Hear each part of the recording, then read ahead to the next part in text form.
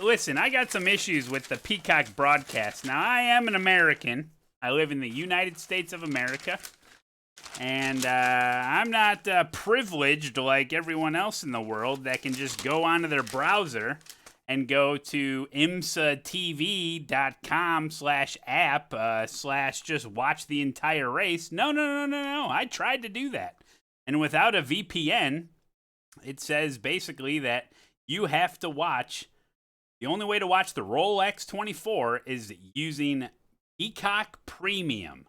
Now, a little backstory here. Peacock Premium, the day before, I was watching the 4 hours, the Michelin Pilot series, and it was on Peacock Premium. I got an app on my TV. I click it. I open it up. It says, watch this. Okay. And there was the race. There were 0 commercials. Now, the broadcasters took commercial breaks, right? Like they were playing as if it was on like NBC, where they'd be like, and we're back with more action from the Michelin Pilot series. And then they would go to commercial and it'd be like, okay, we'll see in a little while. But the broadcast never stopped. It was just no commentators and you still got to watch the race. Now, I was under the impression that the Rolex 24 was going to be exactly the same way. Oh, no, it wasn't. And then you got NBC, you got USA Network, and Peacock Premium, and they kept showing the graphic on the screen. Listen, it's a 24-hour race. They're not going to show the whole thing on NBC, primetime television, right? So they're like, okay, we got NBC, then we're moving to USA, and then we're moving to Peacock Premium, and then in the morning, whatever, we go back, maybe a little USA time here, back to NBC, blah, blah, blah. But Peacock, I'm watching on Peacock Premium. I'm like, whatever, you NBC idiots. Like, you can go watch it on your boob tube, eating your TV dinner, watching on NBC after the nightly news or whatever the hell you people are doing out there. So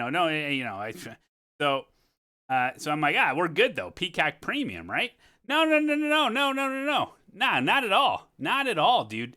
I'm telling you, there was more commercials than the actual race. Now, look, I am an American. I watch the NFL.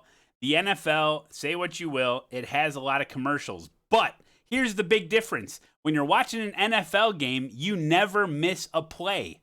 When they take commercials, it's when they're not playing football, right? There's a timeout. The quarter changes. Some guy, his head falls off. They got to take a commercial break, So that I get. You never miss a play, right? That's great about the NFL. The NFL's this, the NFL's that.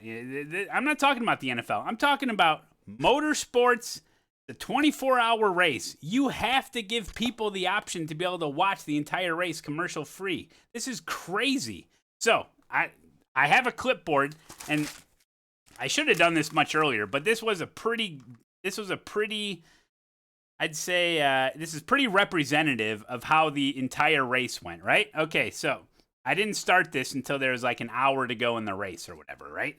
So we had a 3-minute and 28-second commercial, okay? 3 minutes, 28 seconds. We come back to the race for a whopping 1:45 before we go to commercial again. How long are we on commercial? 2 minutes and 20 seconds commercial break. By the way, these are all garbage commercials. Most of the time, it's just a bunch of circles, and it says, we'll be right back. It's not even a commercial. So then we come back to the race, and we actually watched the race for an entire 5 minutes and 7 seconds. And by the way, it was an entire interview with Simon Pagino. They didn't even show one car the entire 5 minutes. It was all just an interview from those people in the booth that are there. So then we go to commercial for 1:51. Okay, not bad, right? Oh, 1:51. Wow. And then we come back to the race for 4 minutes and 15 seconds. Jamie donated $7.71. Exactly. To buy a new suit. I'm going to get a new suit for $7.71. Well, goodwill, here we come. So 4 minutes and 15 seconds of the actual race, okay? And then we go to commercial for 3 minutes and 2 seconds. This is crazy, dude. So then we come back to the race. Wow, they're really pushing this race. By the way, this is NBC prime time. This is how you get new fans. They need people to see this so they get excited, so maybe they'll come the next time or whatever. So So then we go to the race for almost 6 minutes, 5 minutes and 55 seconds. Unbelievable. Crazy, man. I was really on the edge of my seat there for all 6 minutes. Back to commercial for how long? Well, 2.5 minutes of commercial. And then we go back to the race for 4 minutes and 23 seconds. Wow, they're really spoiling us here.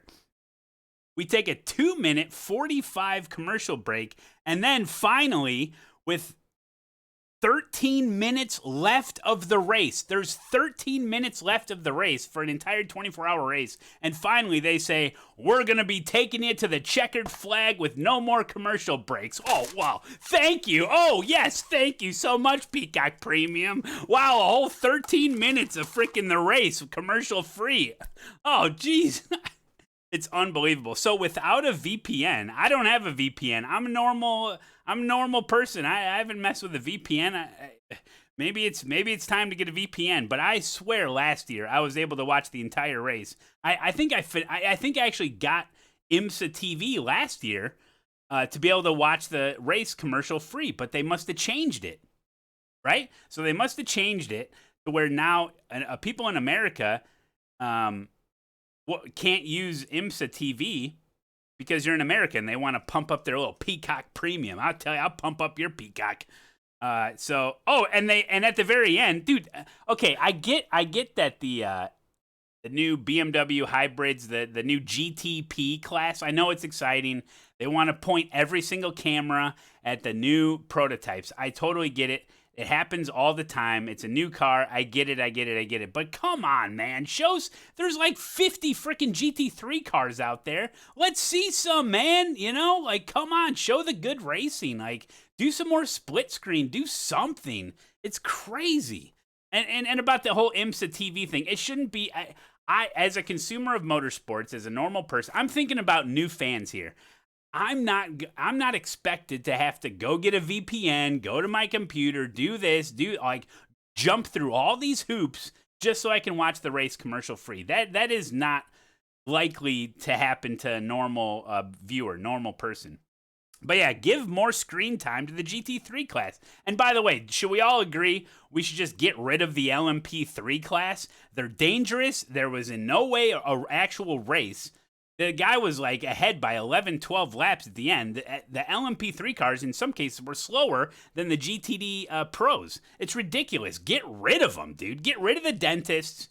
They can go trophy hunt in Africa. Okay, leave the racing to the men, okay? And I get the big money and stuff. Well, if you want to pour your money into a team, maybe they'll put you an hour in some LMP2 car or something. Put some money in it. It's just ridiculous, dude.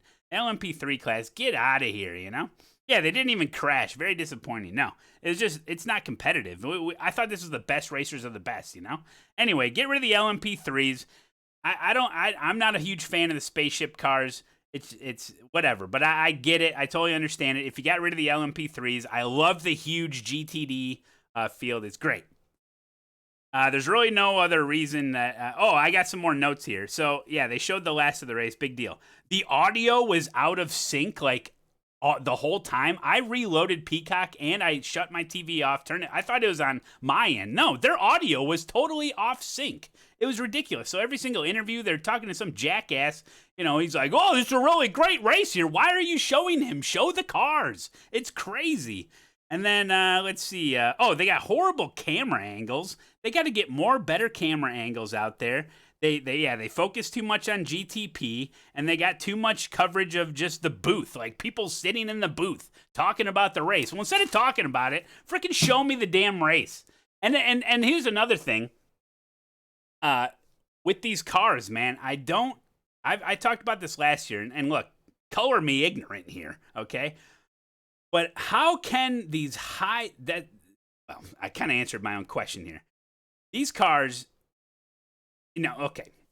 These cars spin out, right? They just spin out. They're like, oh, golly, I spun out. Apparently the car shuts off and they can't even drive away. They got to reset everything. They got to charge up the flux capacity. They can't even come to a complete stop and then turn it back. Why are they shutting off? Like, they just drive away. Just go. Now they got to pull a full course caution because the guy can't get his damn car started. Like, there's got to be some, like, fail safes around it, you know? Safety? Come on. Talk about safety, getting rammed because you're sitting there, you can't get the car moving. They got to figure something out. They're so technologically advanced, but yet they can't even start the damn car and continue on their way. It's crazy. But I know I'm ignorant about that, but yeah, you'll have to let me know about that. But that's just really frustrating as just I'm thinking of a casual fan, and part of me is kind of a casual fan, and just watching this, and I'm like, the car looks fine. Go. Like, what are you doing? Like, pushing the clutch, start her up. Let's go, buddy. But anyway, yeah, that's me. But there's a lot of other things. I mean, if you want to get new people into this motorsports racing, because in America, people don't watch this stuff. You know what I'm saying? They put it on NBC for like an hour, and then they move it to USA, and then boom, Peacock Premium. They show all these commercials. No one's gonna stick around. They got horrible broadcasters. Can't explain anything. And all they show is the GTP field. It's crazy, dude. But man, that LMP2 finish, huh? That's good racing. And of course they had to cut away. Of course they have to cut away the LMP2 final lap battle to show the leader. He's way out in the lead. And so that's stupid. But yeah, anyway, I thought the race was pretty good. And I was rooting for like Morad and Nicky Team and all that. But holy cow, man, commercial after commercial. They got to do something different, man. Give us an option. I'd pay $10. I'd pay $10 just for the one race to watch it ad-free, 100%. Anyway, that's my Rolex 24 rant.